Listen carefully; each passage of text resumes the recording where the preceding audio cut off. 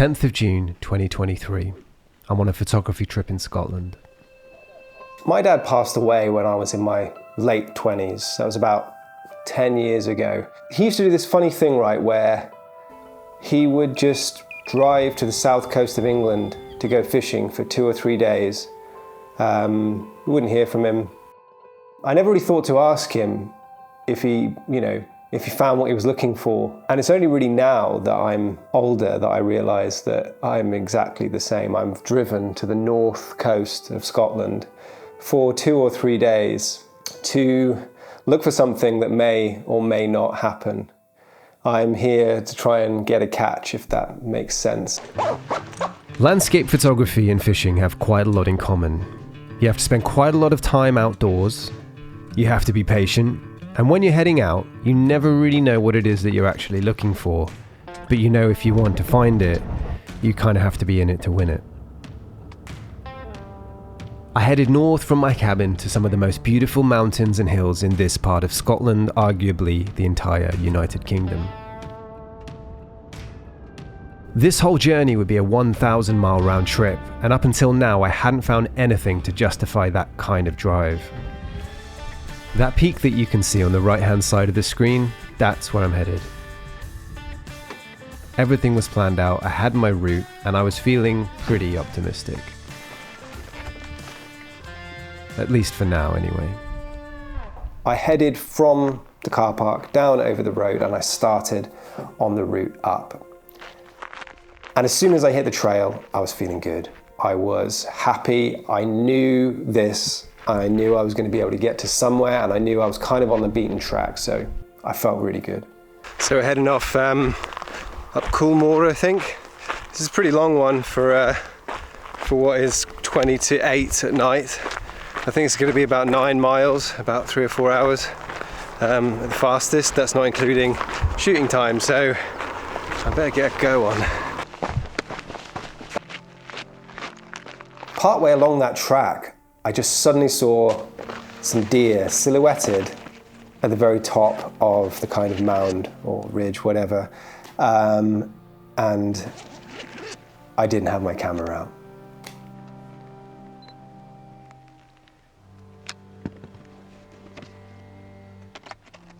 I felt really gutted because there's nothing better than starting a trip with a shot in the can.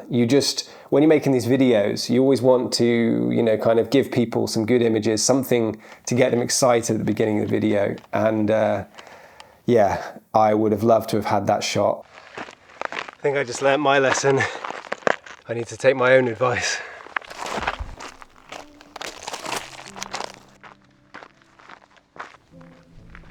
I carried on for a little bit and I came across this part where there's all these little flowers, they're little sort of cottony type flowers. I don't know what they are, some of you lot might know. And I was like, there's something here. So I tried to shoot something.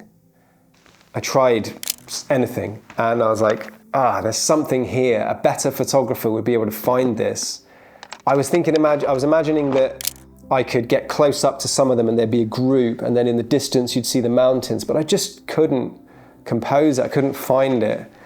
And that's when I really started to doubt myself. I was like, come on, like if you can't get a shot here, then you're wasting your time.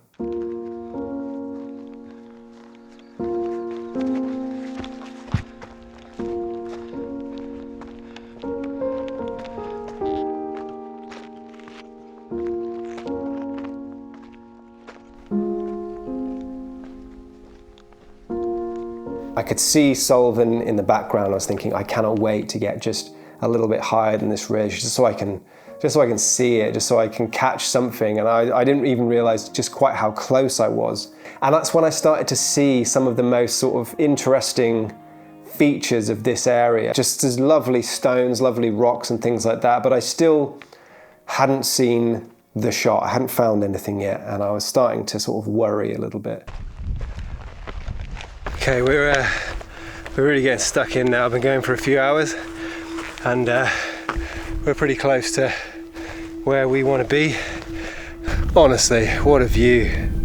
Absolutely incredible. suddenly it was dropping away and I could see all the lochans and I could see solvent and I could see the sun. I could also see a huge amount of haze that was kind of bluing everything. And I was struggling to compose. And again, I was thinking, is this my inexperience? The sun was going down, but the kind of harsh light that you get from golden hour was kind of being dampened by the haze. I'm thinking, I'm not where I want to be. So am I wasting my time being in this spot? It kind of makes you, I don't want to say lazy, but it kind of makes you a bit lazy. You go, okay, I'm just going to quickly find something. I'm going to quickly try and shoot something just because this is pretty good. But really, I want to be at the top of this mountain. I think I could spend more time here, but I kind of want to get up there nice and quick, so we best be going. Let's go. There's this funny thing where when I'm at the bottom, I assume that all the shots in the world are at the very top.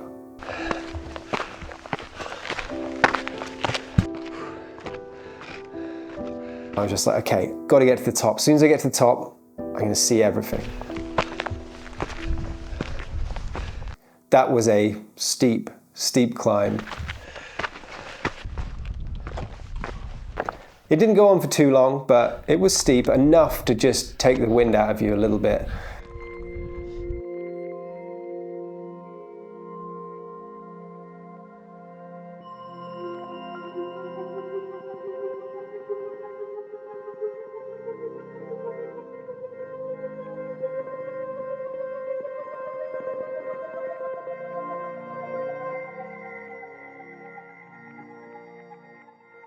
The views were incredible. The views to the eye were just totally, totally breathtaking. And that almost makes it worse.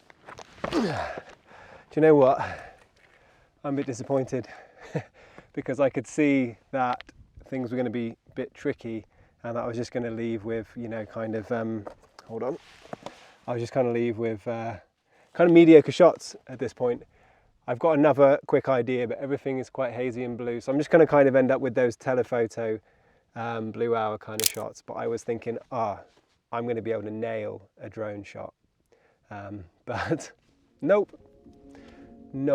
It was looking beautiful. But one thing I wasn't expecting was just how long the top of that mountain was going to be. Now, it's important to note here that what I was looking for from this trip is some big, wide shots with foreground. That's what I need to practice the most. I can get panoramas. I think really you can put a telephoto on and you can shoot golden hour, you can shoot blue hour, and you can get those panoramas. Those are reasonably easy to capture if you're high up a mountain. That wasn't what I wanted. That wasn't what I wanted. I kind of used that as a fallback. What I wanted was a big vista with some nice foreground, so I could kind of practice getting those shots. It's one of those moments where you know that you've kind of got everything that you need, but you know that you failed. You kind of didn't succeed at the thing you came here to do, the thing you put hours of driving and hiking into. It didn't succeed. I'm incredibly self-critical, and that's part of why I push myself so hard to achieve things that I really want to achieve. I absolutely hate to do this, but I'm just gonna have to bail this one. I think I could have come away with an image that I'm really proud of, and maybe this evening, which will be the next video, this evening maybe I will find what I'm looking for, because I have learnt so much about making good choices while I've been here. I think I may go out and get what I'm looking for, but what I have got is all in here. But don't you just hate it when it doesn't go your way? If there was just some light hitting stack poly, I mean, maybe I'll get back and I'll see on Lightroom that actually it's all good. But I think what's getting to me a little bit is that it's quite a long way back to the van, and I'm still up here trying to shoot something. Now I want to throw back to what I opened this video with about my dad and how he would drive through the night, spend days camping at the side of a lake, and sometimes he wouldn't catch anything. You know, he didn't go there to catch a fish. He didn't go there for the trophy. I think he went there for the journey, and he went there so that he could sit and wait and just take a minute. And in that regard, I definitely found what I was looking for.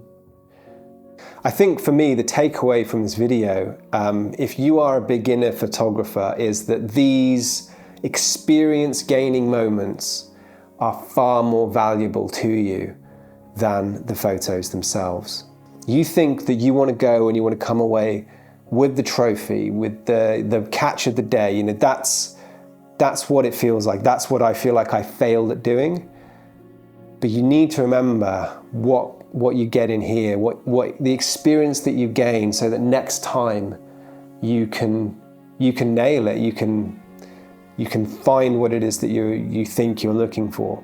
I'm a professional interiors photographer. This is what I do. I can look around this space and I can just see the things that need shooting. I can see the lines. I can see how to compose all of this down to where the light switches are or where the lines on the kitchen cabinets are. But I can't do that with landscape photography.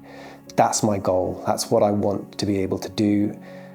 And the frustrating thing is that it's going to take me a very long time to get really, really good at it. But I will get there. So just know, viewers of this video, if you're a beginner landscape photographer or a beginner photographer, ask me questions. Feel free to DM me and ask me questions. If you are an experienced photographer and you can see things that I can't see yet, please tell me in the comments. That's what I want. Don't feel like you can't do that. So hit the like button, hit the subscribe button, leave a comment for the algorithm, and I will see you in the next video when I nail the shots. Fingers crossed. I may have spoken too soon regarding next week's video and the shots involved, but it was a fun one, so I look forward to seeing you then.